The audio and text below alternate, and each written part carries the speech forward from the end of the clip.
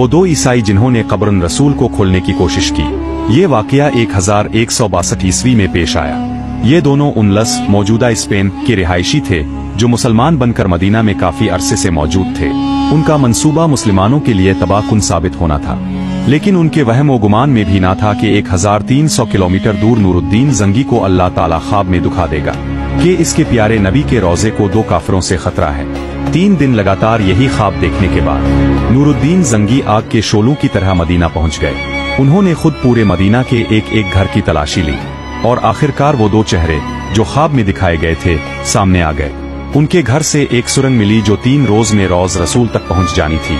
सुल्तान नूरुद्दीन जंगी ने उन्हें गिरफ्तार कर लिया और मदीना से बाहर ले जाकर उनकी गर्दनें उड़ा दी गईं। इस वाकये के बाद नूरुद्दीन जंगी ने रोज रसूल के गिर्द खालिस शीशे की दीवार बनवाई और यूं एक आशिक रसूल ने न सिर्फ मदीना की हिफाजत की बल्कि तारीख में अपनी सच्ची मोहब्बत की मिसाल छोड़ दी। इस आशिक रसूल के लिए एक कमेंट तो बनता है।